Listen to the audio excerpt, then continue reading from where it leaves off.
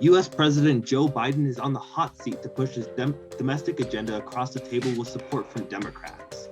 On Thursday, October 28th, Biden revealed a $1.85 trillion climate plan that was designed to pursue climate initiatives and Social Security changes. The New York Times explains that the deal is falling short with Democrats as they felt uninsured with Biden's plan, which left him empty leading up to a trip to Europe. Biden's climate plan is not gaining support, even within his own party, and that brings the valuable topic of Biden's climate plan to the table. Welcome back to the half hour. My name is Spencer Travis. And I'm Yuan.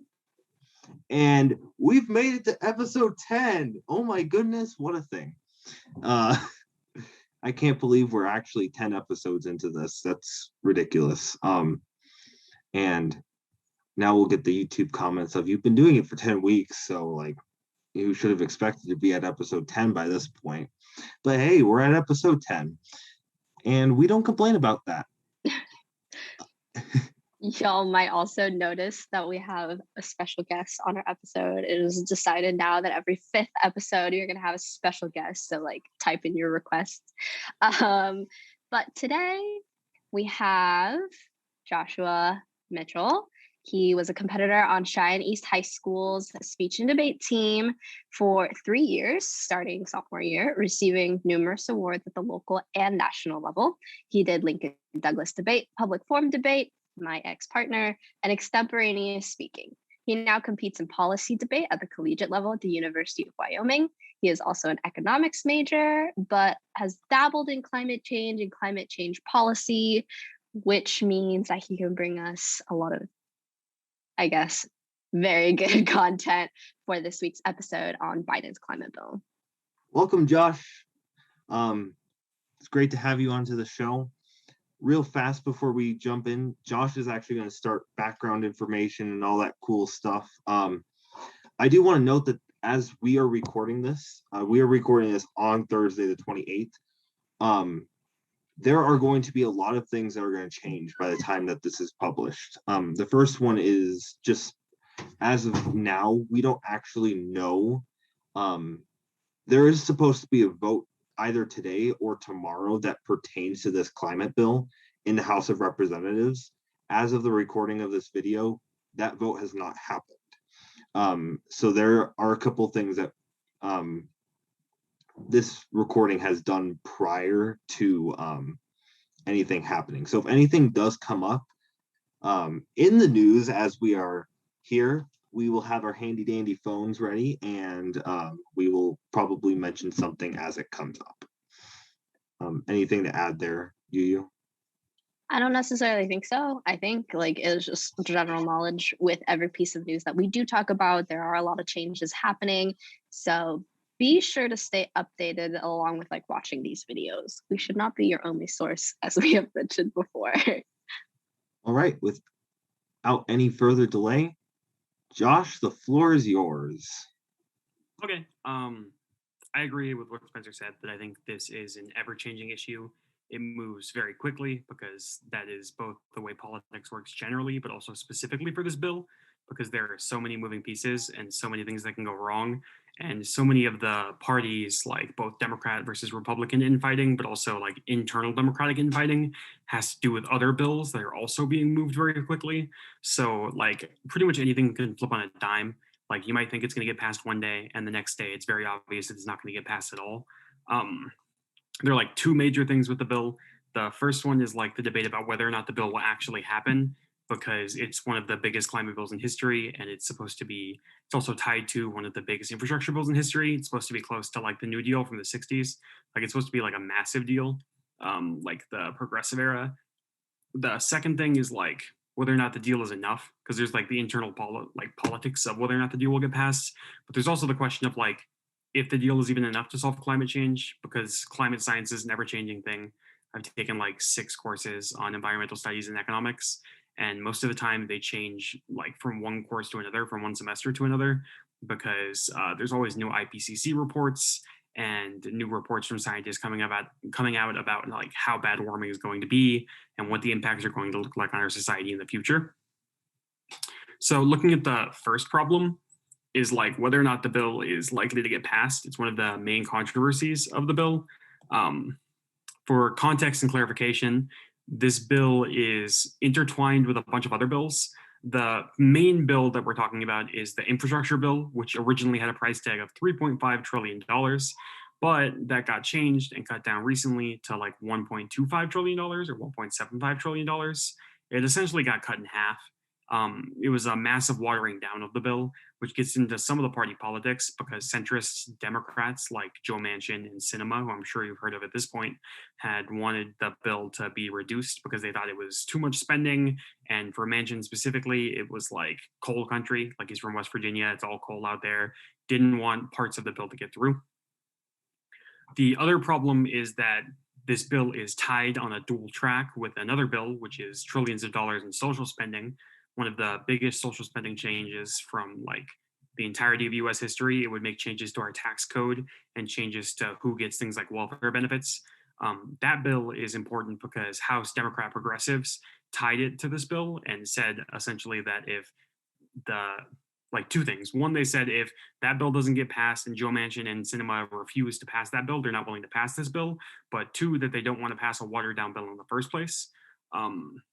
The last thing it's tied to is the debt ceiling argument that happened between Democrats and Republicans recently. McConnell conceded on the debt ceiling and said that they would pass it for a little bit, like they would give an extension for 3 months, but the debt ceiling will come back in 3 months in December or something, and there will be another crisis then. McConnell's been pushing for Democrats to go for the debt ceiling through reconciliation, which is a process that requires all 50 Democratic senators to vote for it and would require no Republican senators, but they only get one of those per term or per year, which means that if they use the reconciliation on the debt ceiling, they probably wouldn't be able to use it on the spending bill as well, unless they tied the two together. So there's weird political stuff there too. That likely won't matter until December, or if this bill gets passed, hopefully soon, it won't matter at all. But this bill is kind of intertwined with a bunch of other ones. The main climate part that Biden's been pushing for is a subsection of the infrastructure bill. It's not actually the $1.5 trillion. It's only about $555 billion. So the price tag for the climate stuff itself is nowhere as bad as it was thought to be. The main difference between the $3.5 trillion package and the $1.75 trillion package was how it impacted coal country, so West Virginia specifically, because Manchin was not going to go through with about half of what the climate bill was actually planning on doing. The climate bill was kind of split into two portions. So there's the green energy subsidies, which is the carrot in this case. It's the incentives for companies to do green energy and solar. And then there was the stick, which was punishments for coal companies and companies emitting things like methane, which is a greenhouse gas. Manchin was fine with the energy subsidies because who's not fine with funding more solar panels? It's extremely popular, but was not fine with the punishments for coal companies because West Virginia. So the bill was essentially cut in half, where they have the biggest amount of green energy subsidies the US has ever seen, but there's no punishment for fossil fuel companies. So although it helps increase subsidies for solar and wind, et cetera, it doesn't really do anything to punish fossil fuel companies for their emissions. And there's no way to reduce fossil fuel company emissions because there's no regulation or restriction on them. So it does help get green energy here faster, but it's probably not enough because it doesn't do anything to reduce our emissions today. In the future, I'm sure solar companies will be able to use those subsidies to get on the market faster and replace some fossil fuel companies, but it doesn't do anything to reduce the damage the fossil fuel companies are doing right now, which is the main criticism that House progressives and other climate change activists have. The other important, the last important timetable thing that you need to keep in mind is that it's important for US legitimacy. Everybody's talked about since Trump pulled out of the Paris Climate Accords, what is the US doing on climate internationally, and how are we a global leader in that area, or how can we get that global leadership back? This plan was super important for that because it was supposed to spur Biden's global climate legitimacy, because we can't really tell the rest of the world, hey, you all should be meeting these climate goals if we haven't met any of our climate goals or we aren't doing anything on climate, which is why it was so important to spur Biden's legitimacy globally.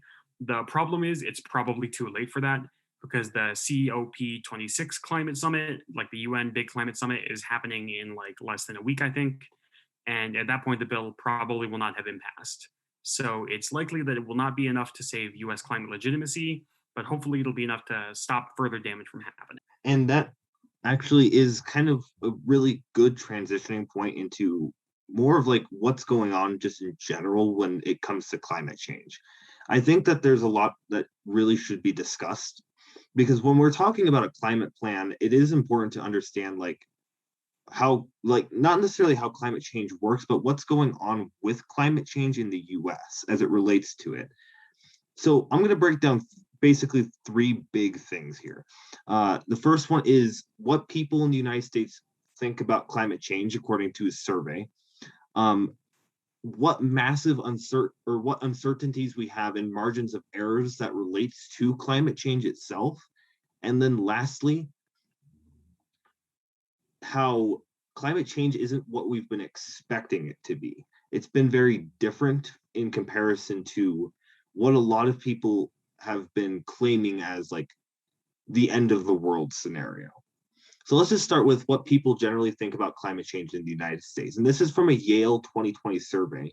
Yale every single year does a survey that contains that goes through every county in the United States and gives them does like a rating of a whole bunch of different questions. And every county does get recorded in this survey. That link is down in the sources. It's actually really cool. But on average of the United States, the statistics are that 72% of adults think that global warming is happening. So most Americans do believe that global warming is happening in the United States. It is clearly above half, which is a good thing to acknowledge. It shows that the United States is in a position to say that there is something that's happening and we probably need to take care of it. But when asked if it's caused by human activities, only 57% of adults said that that's what's happening. So we know that global warming is happening, but most adults that are surveyed aren't explicitly saying that it's because of us. They're just stating that global warming is happening and it's something that's just happening in general. But human activities do, in fact, play a little bit of a role in that. And we do emit greenhouse gases, which it's called anthropogenic greenhouse gases. And in essence, we are causing the climate to change and to heat up a bit. But it's coming at like a result that we didn't really expect. But when it gets, the numbers continue to get kind of weird. Hey, if asked what people think about scientists on their thoughts of global warming, correspondents responded that 55% of adults think that scientists really think that global warming is happening. That is not even close to true. Scientists have studied and researched climate change, and the actual statistic is near 99% of scientists. And the 1% of scientists that propose the argument against it are using claims that have already been backed up by scientists who claim that global warming is happening, that have had extensive research on it. But we will talk about like the part of the 1% that is actually accurate here in a minute. The 64% of adults, the last statistic is 64% of adults believe that global warming is actually affecting the weather that we have. So people are actually saying that global warming is changing what kind of climate we are experiencing. So what's important to note about all these statistics is it's all above 50%, which is a good thing. That means most of the United States believes that global warming is happening and global warming in essence is a problem. Okay? But when compared to other industrialized countries or just looking at Europe in general, these numbers are so much lower. So when we're trying to kind of relating it back to the climate plan, if we're trying to come up with a solution to a growing problem, then what needs to happen is we need to have more support for it just generally in the United States, especially if it is much lower in comparison to other industrialized nations. But even though we know that climate change is happening, there is a massive uncertainty along with a margin of error that makes climate change still a troubling topic to discuss. And let's really dive into the climate models, right? So what scientists use to study climate change and the effects of greenhouse gases in the atmosphere. Climate models, they go out and they examine different things. They examine the radiation from the sun, the radiation that is coming off of the earth, the impact of the atmosphere, etc. There's a whole bunch involved with it. It goes down to a whole bunch of scientific terms like an albedo. You can even go into like the impact of water vapor, etc. But most climate models struggle with one issue, and that is clouds. It sounds kind of silly, but clouds are actually the biggest problem to real climate models. And the reason why is because they really don't have a good understanding of how clouds actually affect our climate. They don't even, quite frankly, take it into consideration. And the models that do take it into consideration, it just doesn't have a full understanding of it. And that's because there are so many different variables when it comes to it. The reason why clouds are a big problem is it changes what is considered bright and how the earth can gather sunlight in specified areas, which can change the overall impact of how the earth is warming in essence. Even though it's like a small 0.1 or 0.2 difference, that actually does create a very big problem for our climate models. And it makes it difficult for us to officially understand how our climate is in essence changing. So we know kind of just from a general gist that the clouds that are like really high and they're really light, they really don't affect too much of the results of the climate. But low and heavy clouds may skew the model. But we don't really know how like thick these low clouds are. We don't exactly know like all the bits and pieces to it. And then on top of that, wherever you're located at any given time, there may be a mixture of low and high clouds that may be heavy or light. And while the models are pretty good and they do show that climate change is happening, clouds are the biggest downfall by a long shot. And it makes it to where our climate models are not really accurate. And they don't show like really what that temperature change is.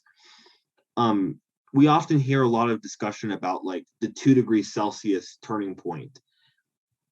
But even then, scientists, when we really look at it, are debating that it could even be up to 4 degrees Celsius. So there's a lot of uncertainty when it comes to climate change and our climate models in general. For the most part, we'll probably talk a lot more about 2 degrees Celsius. That's what we commonly hear. But do keep into consideration that there is actually an uncertainty of whether or not it's 2 degrees or 4 degrees or 3 degrees or half a degree. There's really no like actual indication of what we deem as the turning point. But the world of climate change isn't what we have expected it to be either. Let's kind of look at like what's happening in terms of what people deem as like real problems, right? So first and foremost, when we were measuring at the end of 2020, nearly all states saw an increase in temperature. However, there were some weird variations that scientists aren't actually sure what's happening.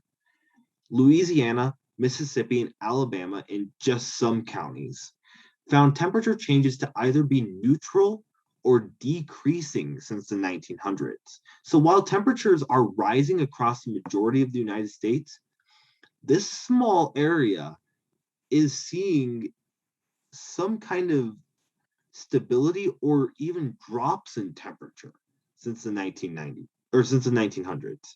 So something weird is going on here, and climate scientists really aren't sure of what's happening. When we talk about hurricanes, since 1949, the number of hurricanes in the North Atlantic have become stronger. So in terms of its force of whether it's being a category 4, category 5, they have become significantly stronger. But in 2004 to 2005 was its peak. So we saw a massive spike into how strong hurricanes were, and then it dropped. It dropped significantly in 2008. It's still climbing, and it's still important to note that it's been climbing back to levels of 2004 and 2005. Some people predict that this year, with how strong Hurricane Ida is, for example, that there is a chance that hurricanes are going to see that spike back to what it was in 2004 to 2005. Continuing on, in terms of rainfall, we've heard a lot of news stories about droughts, but since 1901, there has been an increase in the amount of precipitation that has occurred in the Midwest United States and the East Coast. Some states seeing increased rainfall of nearly 30%. But just as we kind of expected, there's a lack of rainfall in the Southwest US. We have heard about those droughts and those stories, but it is important to note that in other areas of the United States, there have been more rainfall. There has been more rainfall. And kind of looking at like those one-day extreme precipitation, where we have just a heavy downpour of rain, it is at an all-time high right now. We have seen more states have been seeing increases in one-day extreme rainfall than ever before. Its highest year was in 2015, but there's no denying it. Right now we have those one days where just tons of rainfall is coming. A good impact for our state of Wyoming is snowpack.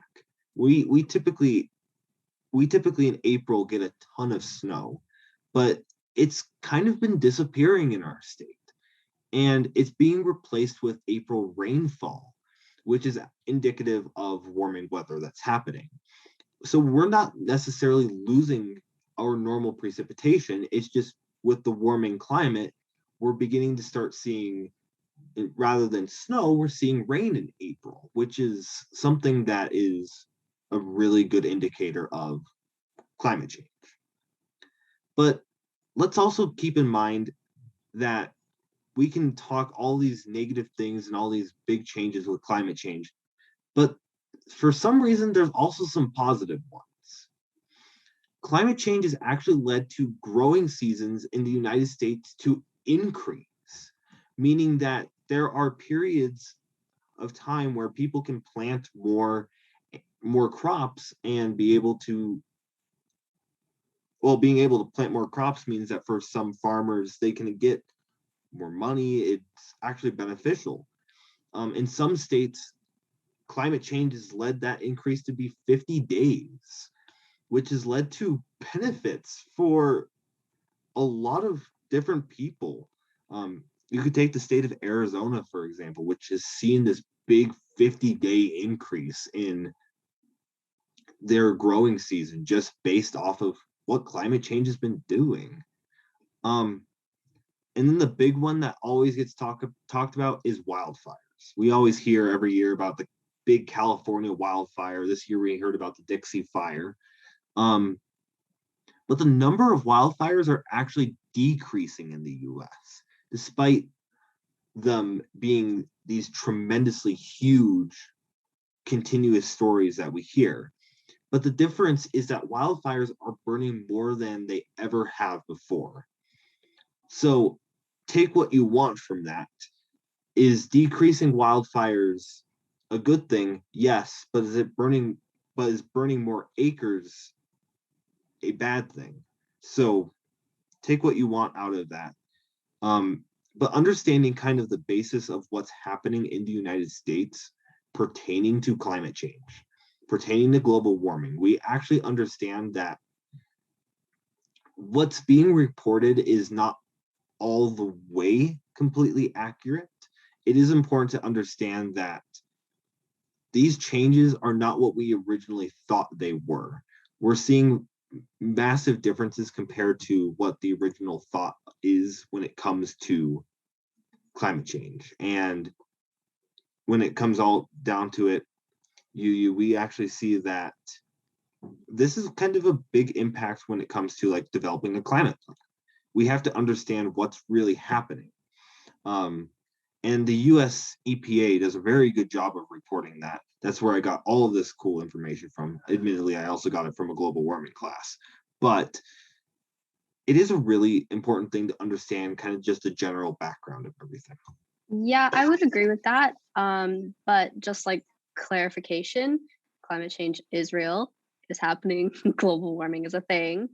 But really understanding like the intricacies of climate change and what's going on in terms of how it applies to us and how it applies to the international community and how the United States has been contributing to that is also very important when developing our climate plan and when we talk about such issue. For what I'm about to say next, I want to keep this fairly short so that we can get to the questions that we have. But I want to dive into kind of the controversies behind the bill, why it's still contested, and mainly what would happen if like the bill was passed. So we could start with what would happen if the bill was passed. And I'm going to mainly explain this in terms of like funding the bill, how this is going to necessarily work. According to a CNBC article, if the plan would be passed, it would impose a 15% minimum tax on corporate profits by large corporations. They would adopt the 15% minimum global tax, brokered by Treasury Secretary Janet Yellen, and apply a 5% surtax rate on individual incomes above $10 million. The rate would also rise another 3% on incomes above $25 million. Democrats also plan to include a 1% surcharge on corporate stock buybacks, which the Biden administration believes that's because corporate executives use it to enrich themselves rather than investing workers and growing their businesses.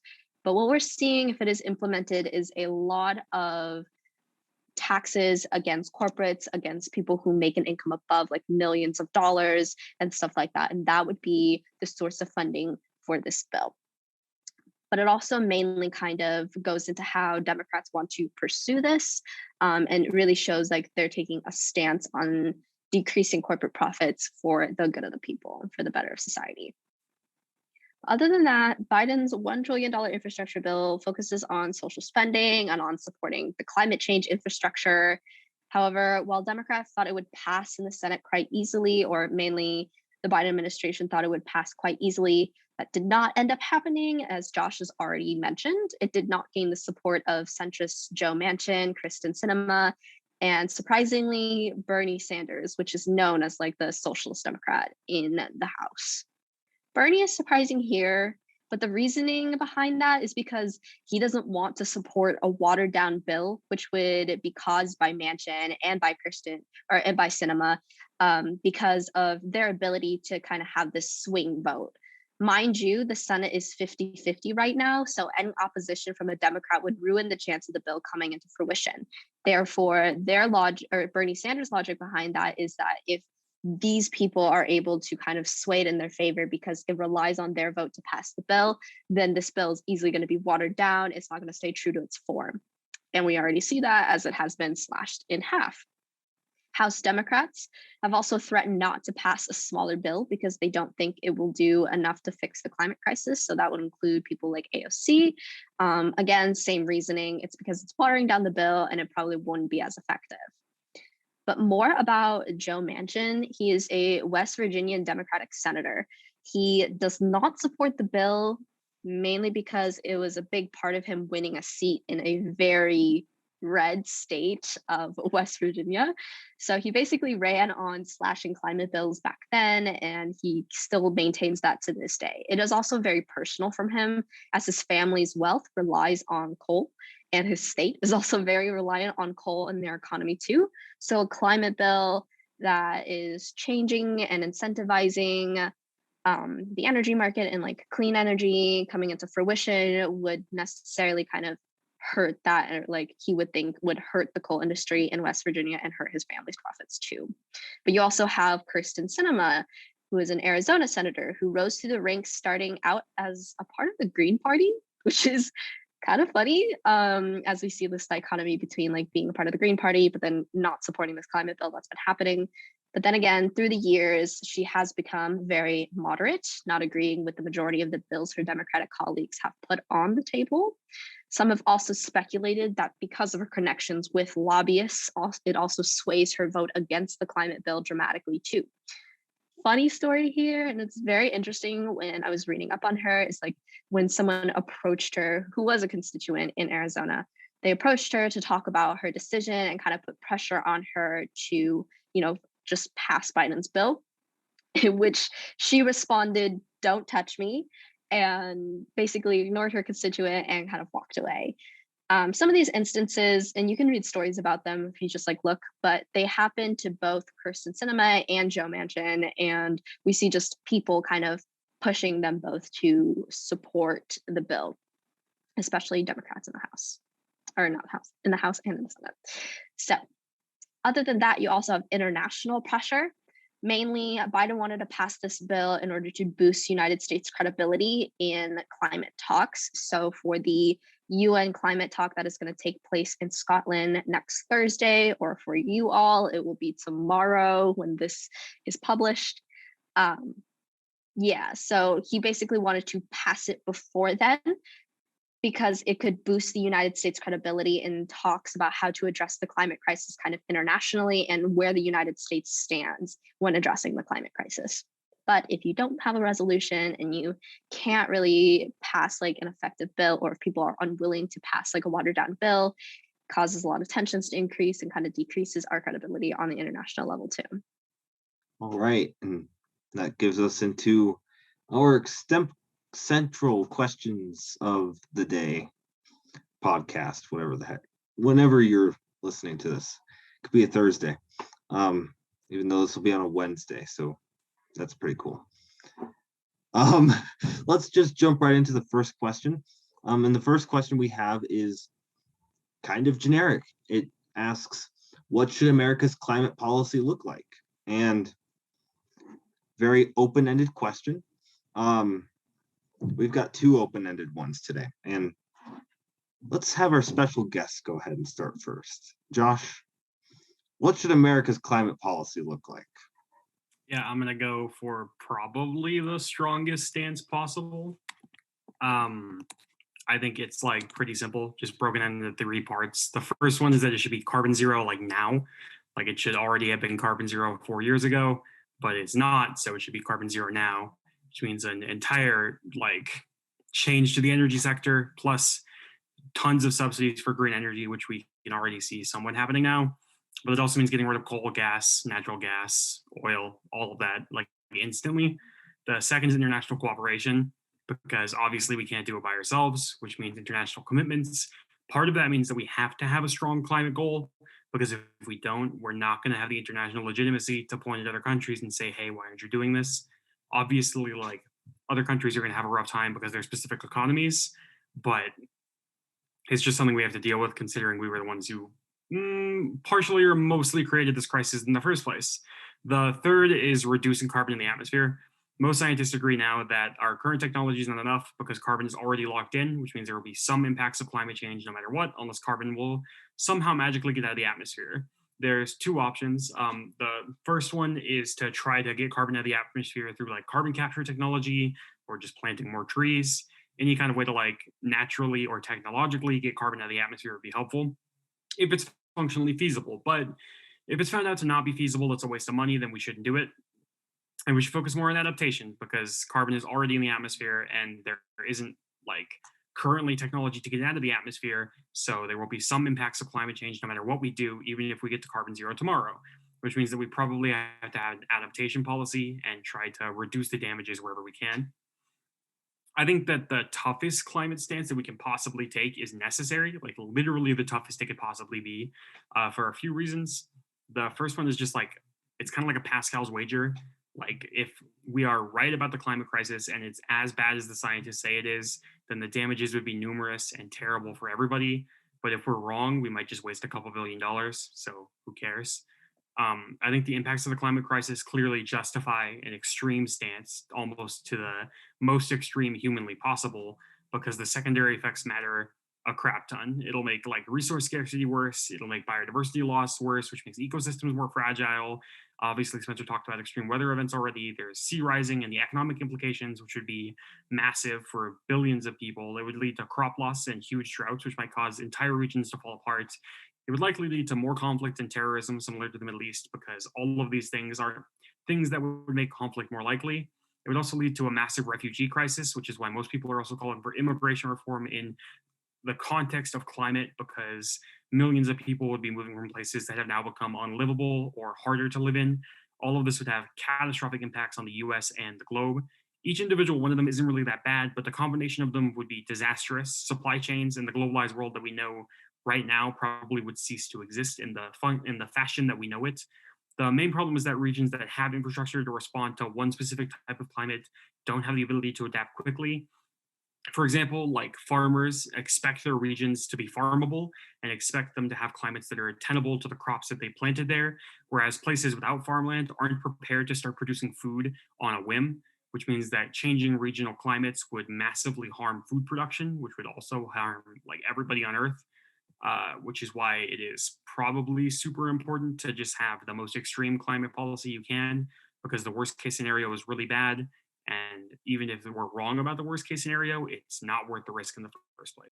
And mind you, most of the things that he is talking about, like the impacts of climate change, can be used as hook material. I wouldn't use all of them. Like I would just like summarize generally what's going on, the effects of climate change just generally, but also don't dial down kind of the severity of climate change. But it could be hook material. It could be some introductory to the question that you have, which would be this one. And it could be really beneficial for the judge to get that bit of context to understand the position of like having in the extreme solution of combating climate change. I completely agree. And I'm going to throw out my answer here to this. My personal opinion is the government sucks at coming up with a climate policy. So I think that the government's climate policy is to stay out of it, honestly. And I truthfully believe that the best way to go about this is a method called green entrepreneurship. And this is more of having businesses do their job and do their part into fixing climate change. I want to note something here. And the point of this podcast is to take multiple sides. Josh is making a very important thing of like, we should be carbon zero now. Okay.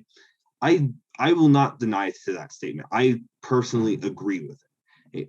But here is a statistic that I left out, but I really want to put up here. We currently have in our atmosphere, climate scientists note that's 420 parts per million of carbon dioxide. That is the highest level it has ever been in the entire Earth's history. But there's an issue that's happening. If this is really to have been the case, sea level rise would have been 50 to 70 meters already. That means most coastal cities would be underwater. So here's the actual reality. The reason why this hasn't happened is because of glaciers. Glaciers take forever to melt, despite the fact that there's actual heat in the atmosphere. Mind you, remember, I take it a global warming class. This is really interesting. So we really haven't seen the sea level rise that we have expected yet. So despite the fact that we really should be carbon zero right now, we are getting away with it, with not being carbon zero. We are actually very lucky to be in the situation that we are in. With that being said, once again, the government clearly sucks at making climate policy. So instead, it should be developed with green entrepreneurship. I wrote a whole paper about this. It's actually really cool. Green entrepreneurship is a method that is basically entrepreneurs who are trying to give back to the environment. Definitionally speaking, it's a form of entrepreneurship designed to help the environment, whether it be by using less plastic, reducing emissions, etc. Okay, so green entrepreneurship could be things like trying to make sure that our oceans aren't filled with plastic. So every dollar in sales, like they go out and they use that money to go clean up the oceans, etc. Right? But for the most part, when we're talking green entrepreneurship in this specific podcast, we're going to talk about it more as like climate change, as finding ways of making their product by reducing emissions. And here's why this process works. Businesses that are started by people who want to do something different for the world is actually very beneficial. It is a successful business strategy. And it's not, they don't do these businesses in design for like their own profit. They really design these businesses for success.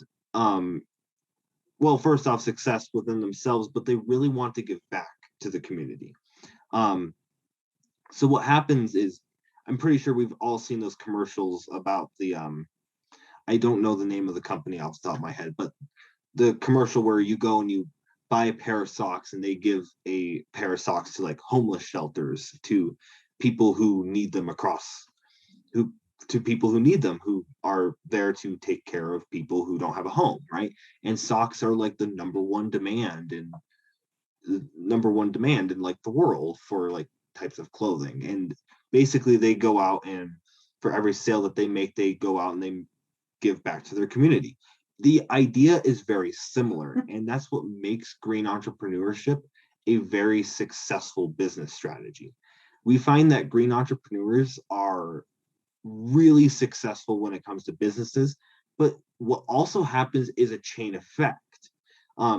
Basically, when green entrepreneurs start having a ton of success, other businesses start following their path, and it leads to the creation of more green businesses. Overall, this goal is that the government is not involved at all. Rather, it is the citizens of the United States who are willing to make a difference. Now, admittedly, for this to actually work successfully, government incentives have to start with it. There have to be government incentives to basically help green entrepreneurs make their goals. However, this has to be like a limited time frame, because at one point in time, this is going to cause that chain effect. And there have been numerous studies with this. I said I wrote a whole paper on this. It's actually really cool. And it's the argument that I really propose when it comes to climate policy, is that the government really shouldn't do anything, because we've had so many opportunities to make climate policy an effective climate policy, but in reality, it just has never happened. And it really should be a lot more focused on the businesses. Note that this question says, what should America's climate policy be like? That doesn't necessarily mean that this is government. That means that this could be private sector, that this could be government oriented. This could be case by case basis. Maybe our climate policy should look like international pressure on us to get climate policy done, right?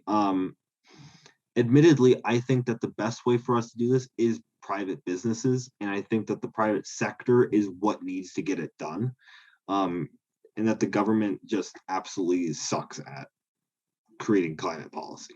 I'd actually like to respond to some of that, because I do disagree on some of those parts from like a different perspective. My perspective is a little bit different because I mainly study economics, because I'm an economics major. And although I've taken a climate change course as well in like the environmental sciences department, I use that course to like take a few other classes, including 2 or 3 like natural resource economics and environmental economics courses, which take a more economist perspective from how the environment should be handled. The first thing I'd like to contend with is like the sea level rising stuff. So I do agree that sea level rises haven't been as fast as people have expected, but I think sea level rises as the way that we imagine climate change has been kind of an outdated perspective, because I think the more modern way to think about the impacts of climate change is like heat waves. Like last summer, it was 1,400 people died from heat waves globally, 200 people in Washington, I think, and like 100 and something in Oregon. And like, I think it's like kind of hard to say that we are getting away with climate change at the moment with the carbon that's in the atmosphere, because we're still seeing some environmental impacts, and like people are dying from heat waves because of regional changes in climate and just heat, like temperatures rising faster than normal. On the private businesses point, I do think private businesses are an important part of climate, but I don't think they've been effective historically. A lot of natural resource economics like classes start from the point that climate change is like inherently economic and private business problem. Like it's a market failure. It's an area where the market has failed to do its job because it doesn't take into account the social costs that are caused by climate change, because companies aren't charged for those costs because the market doesn't have any way to account for that. Like the market doesn't have a way to say like, hey, oil company, you're charging us too little. We should actually be charging us more because of the social cost of all of the damages that happen from gasoline being burnt, which is why like it's ineffective at creating climate solutions. I think I agree that the government's been terrible at doing climate solutions, but I think part of the reason that is because private companies lobby for it, and because of just how massive the coal industry and the oil industry have been in the past. There's just billions of dollars flowing through there. I think the biggest problem with corporations doing it is it's hard for consumers to tell when corporations are doing an effective job, because there is not a clear distinction in the consumer's mind between greenwashing and actual climate change solutions. For example, like NASCAR and like a bunch of oil companies a few years back said that they were all going green, and they've done this stuff in Texas before where they install a bunch of solar panels, but in reality those solar panels are used to give electricity to fracking, and then they do more fracking and extract more oil from the ground while claiming that it's supporting green energy because they're creating more solar panels. So it's hard for the consumer to make a distinction between like, oh, this corporation spent like $2 billion on advertising saying that they're going green now. Are they actually going green, or are they just using solar panels to create more fracking? It's kind of hard for corporations to be held accountable in the same way the government can, because the government, we can see the real impacts of their policy very clearly, and analysts study their policy for decades. Whereas corporations, there's no like analysts running around saying like, hey, these corporations are failing to do their job, you shouldn't buy their stuff. And even if we could vote against those corporations by like not buying their goods, that's kind of hard when they own like all of the goods that you could possibly buy, or they own all of the cheapest goods. So it's kind of hard to vote with your wallet in the same way that it is to like vote at the ballot box. And I do want to give this question over here to you real quick, but I will make two quick notes. The first one is there's a great counter argument to what I just claimed, right? And it maybe in a speech, it's a good idea to propose what some people are saying against it, and then propose that kind of argument, right? The second one is take government's word for what it is. But the U.S. Department of Energy did like do a study. It was a while back on the effects of fracking. I do want to like make a note that they did find that there was no actual evidence that fracking really did create climate problems. Once again, take government word for it. Take government's word for what it's worth. But it was a really big blow to the environmentalists when that was a study that was released by scientists. Anyway, YuYu, go ahead and make your claim. What should America's climate policy look like, YuYu? Well, okay, so both of them have left me no choice. So I'm going to be the mediator between their like problems, between doing the extreme and doing absolutely nothing at all, which is just basically what Congress is doing now. And that's just making concessions to some of the problems that like Manchin and that Cinema have with the current bill that has been proposed. Yes, making these decisions feels really bad. It's a watered down bill. It doesn't do anything, things like as best as it should be able to. But if you do want some government action and some government accountability for doing climate change and for pursuing climate change action, then you need to make some concessions among the members of Congress in order to pass it through both the House and the Senate. While there are disagreements with having such a slash down bill won't do anything at all, it does still have some effects to it. Even though it is only half of what is proposed, it's still enough to kind of start investing more into green energy and to start building the infrastructure necessary to support green and sustainable energy. And that would kind of still show to the international community that the United States is still part of, fighting climate change, combating climate change, and doing what they can do as much as they can do, to show that, hey, like, we are trying to hit our goals. We are trying to meet the goals that we are presenting to the UN, and y'all should do the same thing. So I guess you don't necessarily have to say do the extreme. You don't necessarily have to say do nothing at all. You can just say, in the context of this podcast episode, making some concessions is okay, because that means you get people on track and you get people who are willing to implement some type of change and get somewhere, and there's a step rather than doing nothing. But that leads us to the second question that we have. And that's, what lessons should US policymakers learn from Western Europe's energy crunch?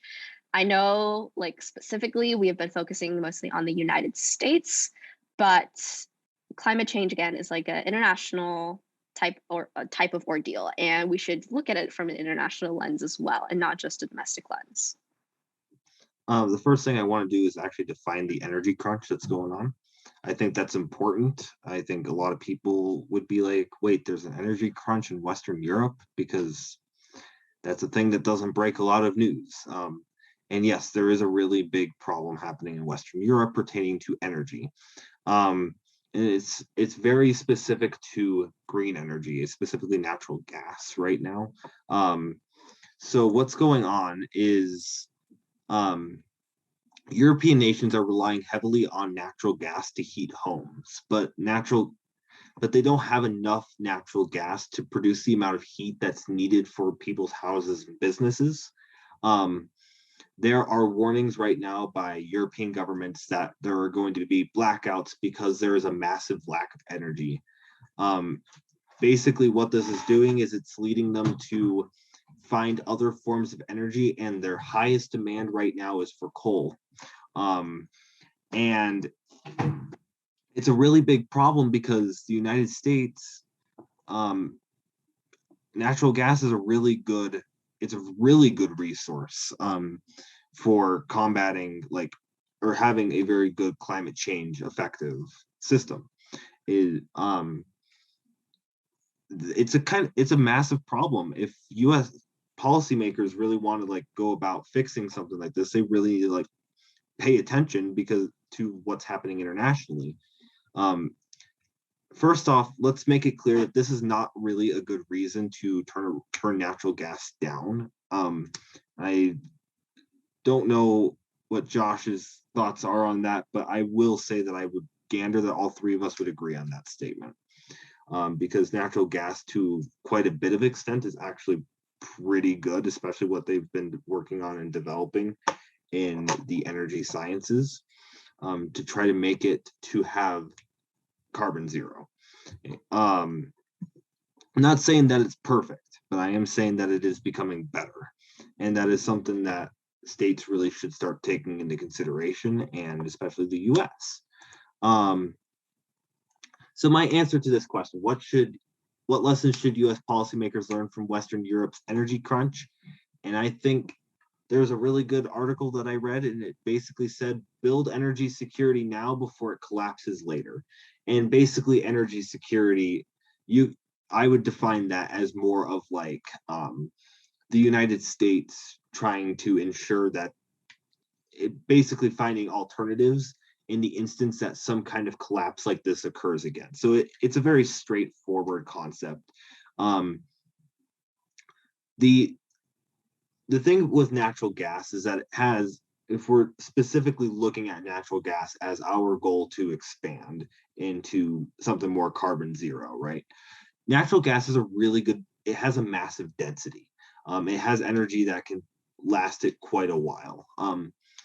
But without any real form of energy security, natural gas in essence can have an energy crunch like what you've seen in Western Europe.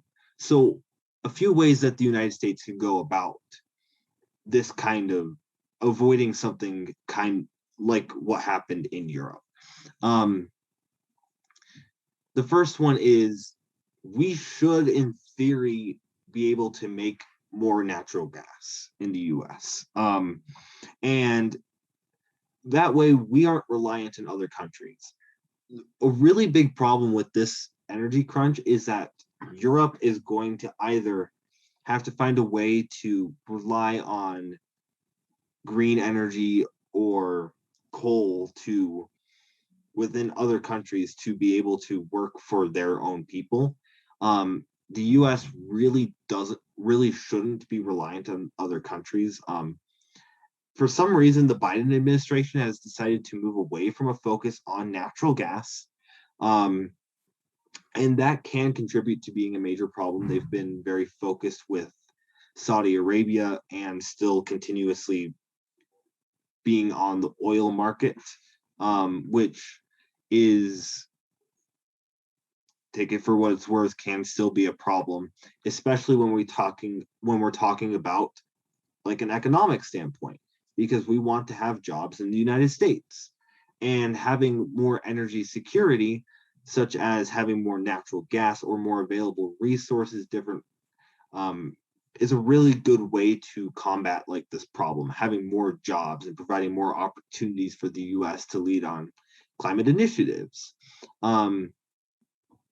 So it's actually a matter of energy security can be a really good thing for the Biden administration to push for, so it can ensure that it doesn't collapse at any given time.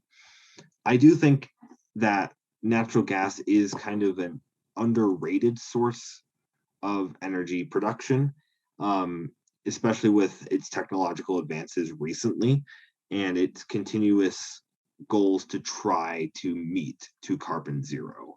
I think it would be cool to hear Josh last on this because I think he's got a lot to say. So we're gonna go with YuYu next. I also do want to point out, like, energy security isn't just a problem in Western Europe. It is also a problem that is happening with Eastern Asia, specifically China. They are having an energy crisis. India is also starting to have an energy crisis too. And I am assuming that the connections that China has with other countries through BRI or the Belt and Road Initiative would also cause some sort of energy crisis in their countries too. And that's just because China is trying to ease off of coal at the moment, and the energy crisis is as a result of like easing off of coal and moving into another source of energy. Same with India, and kind of the interconnectedness between China and India at the moment is causing this sort of like energy crisis to arise.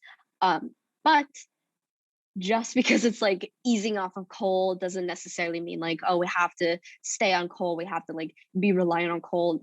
That's not what you should be doing or should be thinking. Mainly, I think that's because energy security can be gained through the diversity of your energy sources, and also through finding other sources that are more sustainable than coal, because eventually we probably are going to run out of coal, we probably are going to run out of fossil fuels, and as a result we won't have enough to sustain the amount of energy that we as citizens and we as part of the international community consume daily. Therefore, diversifying our energy consumption and diversifying our energy sources, and looking towards more sustainable ways of energy, like solar, like wind, like nuclear power. All of those are viable options that the United States should look at. And I think Europe is also starting to look at those types of sources as well, or have developed those types of energy sources within like their own country, because they realize they need like a more sustainable way of producing energy that isn't reliant on these like fossil fuels or coal to kind of support their energy system. So really my answer is mainly just focused on diversifying and finding something that is more sustainable in the future, that can actually sustain the billions of people that we have on this earth using energy daily. unsurprisingly, I'm going to take an anti-natural gas take here. But I think the luckiest thing is that we're not Western Europe, so we don't really have to worry about like reliance on Russian natural gas because obviously we're not geographically close to Russia, and we also have our own natural gas reserves. But I don't think we should be super reliant on natural gas anyways. I think the like energy shortage stuff doesn't matter that much because we already are pretty fine in energy shortage department. Obviously, we already have pretty good natural gas production and like domestic production of energy stuff, as well as like reserves that the U.S. federal government has implemented in the past, because we've learned that reliance on foreign countries is a bad idea and literally lets those foreign countries get away with murder sometimes. Looking at Saudi Arabia, but yeah, we learned it was a bad idea to be entirely reliant on foreign countries. So we already had energy reserves. We learned after the OPEC embargo in like the 60s that it's kind of a bad idea to be reliant on them. I don't think natural gas is probably the solution though, for like a few reasons. The first one is that it's definitely not carbon zero. Like it's doesn't have as many carbon emissions, but there are still emissions through methane, which are greenhouse gases and do contribute to climate change. Most scientists estimate that it's about a 60% reduction in emissions, which is good. 60% reduction is better than no reduction, but it is sadly not enough, probably because climate change is coming fast, and we don't actually know how much methane it actually releases into the atmosphere. A recent Harvard study found that it's probably 2 to 10 times higher than most estimates have it at, because current measures only count the leakage during pipeline production, like during transportation, not during production or use, which means that they're massively undercounting how much methane leakage there possibly is. But nobody really knows how much methane leakage there is in the first place because it's almost impossible to tell. Like there just aren't enough scientific studies here, which means that it's probably just not worth the risk because we don't know how much damage it'll actually do. So that's one of the main reasons why it's probably not worth using natural gas, because we just don't know enough about it, especially when we know enough about renewable energy and we know that it's definitely carbon zero and doesn't have any chance of methane leakage. It's probably just better to focus on renewable energy. The other reason is that it inevitably runs out, which means there's kind of an economic incentive problem, because at some point in the future, it's uncertain as to whether we will either use natural gas or run out of natural gas, which means that producers have an incentive to just make as much as they can now and sell it as fast as they can, because the prices are probably as high as they're going to be. Unless we're expecting to be reliant on natural gas for the next like 10 decades, prices are probably as high as they're going to be now. So there's an incentive to just like use it all, which is probably bad for the environment. The other problem is that if we use it in the long term, it creates both a political and economic incentive to force its use in the long term, even if it's bad for the environment. Because although it's better, it still does have some greenhouse gas emissions. And as long as there's billions of dollars coming into this industry, it just creates a political incentive to get lobbyists to force Congress people to stop using renewable energy and focus on natural gas more, which just isn't worth the risk. Like we should just stop the industry before it gets too big, because as we've already seen with oil, once it gets too big, it kind of gets out of control and it's hard to control. The last reason is mainly a global standard thing. Like obviously the US has a massive supply of natural gas, and that's great for the US, but it's not great internationally. We should probably just set a standard technologically that like puts renewable energy first, because countries that don't have natural gas, if they're not focused on renewable energy, they're just going to be focused on coal and oil, which is bad. So we should just like, one, we should set it as the global standard so that everybody sees the US as a leader in climate change and we're the ones using renewable energy, so everybody else does. But two, it also means that we're pumping billions into renewable energy. We're creating new technologies that other countries can use, which means we'll create like newer, better, more efficient solar panels. Same thing with wind and like water energy and hydroelectric, which means that like we can spread those technologies to the rest of the world, making it easier to solve climate change generally. If we're too focused on natural gas, it's not a solution that everybody can use. So it wouldn't be good for the international community because not everybody has natural gas resources. I do think it is important to note like that economic incentive is kind of important. It is true, we can't just solely rely on it. Like admittedly that is a really bad idea, right? All things considered, I just threw out an article that I read, right? But I want to talk a little bit about methane, because we have been mentioning it a little bit here. And the reason why, so methane is a greenhouse gas. It is very dangerous. It is in the top tier with carbon dioxide. But the reason why we don't talk about, why you don't see a lot more stories on methane compared to CO2 is because methane actually disappears after 10 years. So what happens is methane has what's called oxidation. And when it goes into the atmosphere that does have regular oxygen and has O2, right? What happens is methane actually breaks. And after a given period of time, its hydrogens will form and bond with the oxygens that are in our atmosphere.